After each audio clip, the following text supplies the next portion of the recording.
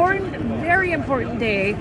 Let's talk about why we're here and what we hope to learn as we see all of our crews just getting after it. So we know in Washington State our wildfire risk is growing every single year. We're seeing catastrophic fire season after catastrophic fire season.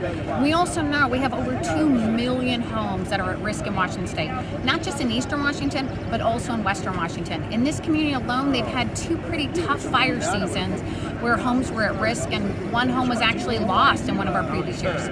We believe we can take steps now, 1, to get those homes more resilient to fire, and 2, to help our firefighters be able to fight these fires in more of that wildland-urban interface, where it's not high density alone, you've got forested landscape, and you got homes at risk.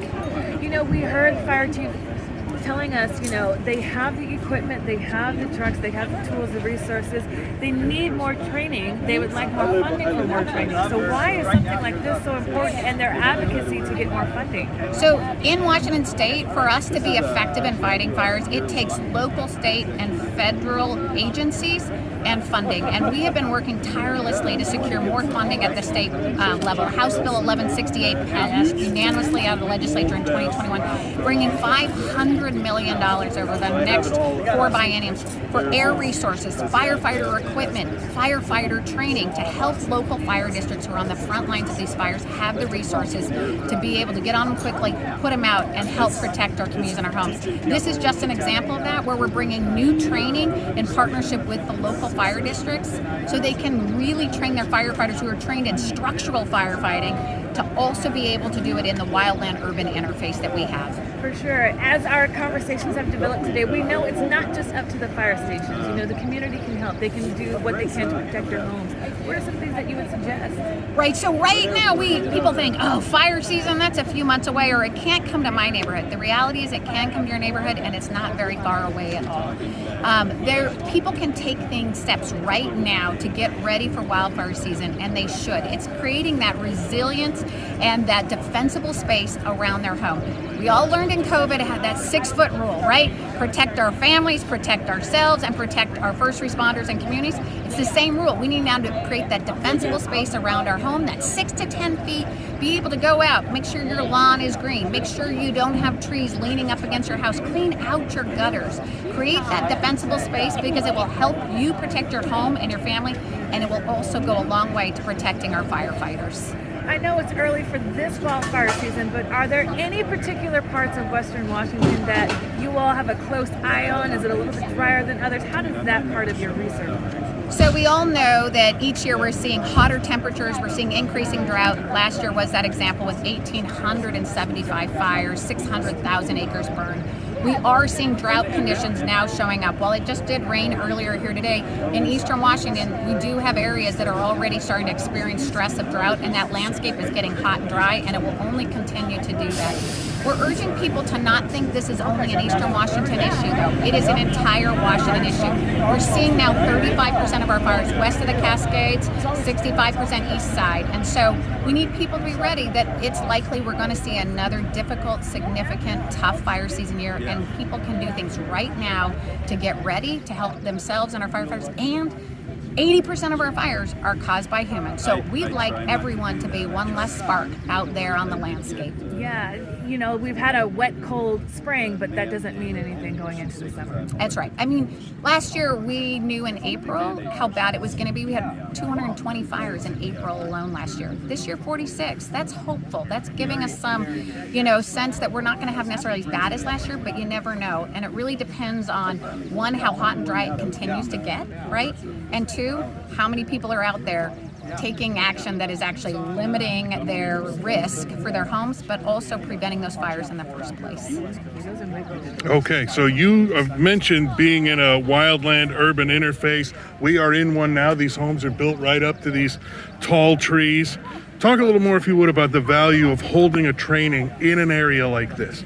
Yeah, so our firefighters, many of them you see here, are trained for many, many years in structural firefighting. They know how to go into a neighborhood and help keep these homes safe, help get the homeowners out and protect them.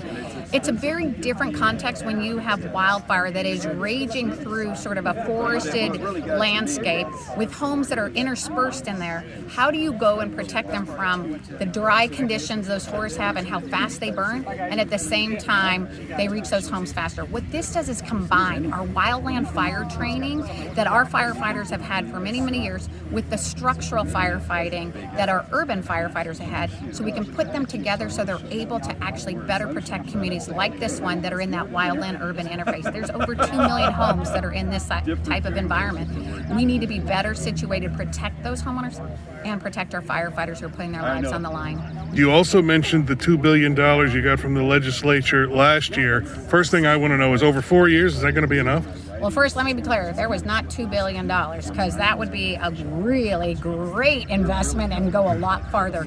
I would say right now we have 125 million basically coming, annually. And I think the context for us is it's helping us get fire districts like this have the training that we need, get local fire engines. Many of our fire districts are first on the line. When a fire hits, they're the first one to that scene, but they don't have a lot of resources. We need to get more of those engines to them. In addition, we are now increasing our aviation. Aviation is critical on initial attack to get on them quickly and put them out so they don't spread fast. We're going to always need more, but we are doing the best with what we have right now. We are hopeful that we can prevent those fires in the first place, and we can put them out as soon as they start. Well, that was just my bad math, because I could have sworn you said 500 million over 4 years, a year. No, so, I wish. It's not your fault. I should have been more clear. 500. This is on the blooper screen. Yeah, exactly. Yeah. We'll cut that out. It's the 500 million over 4 bienniums. So total, 125 million. Okay, over 4 bienniums. All right, not 4 years. Okay, that's where I got my math wrong. Divided by 4, not by 8. You can lobby with me if you like. We can be instrumental in getting more. That's a line I can't cross, as you know. But the other thing I want to ask you too, have we already lined up resources we might need to hire and contract with and bring in, so that when California goes ape this summer, they're not taking them all? Absolutely. Now, last year we knew right away how significant the fire season, as early as April, like I said, with 220 fires, right? We've never had that many fires that quickly.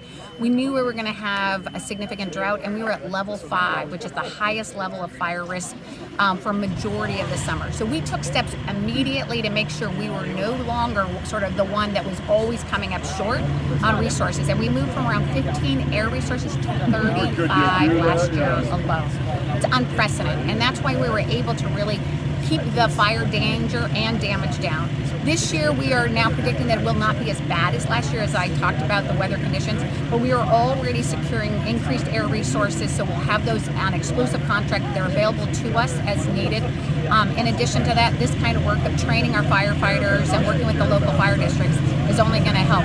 We are struggling in hiring firefighters. I'll be frank, it's difficult. We're seeing challenges hiring not only in our state and in areas of fire, but in other sort of areas.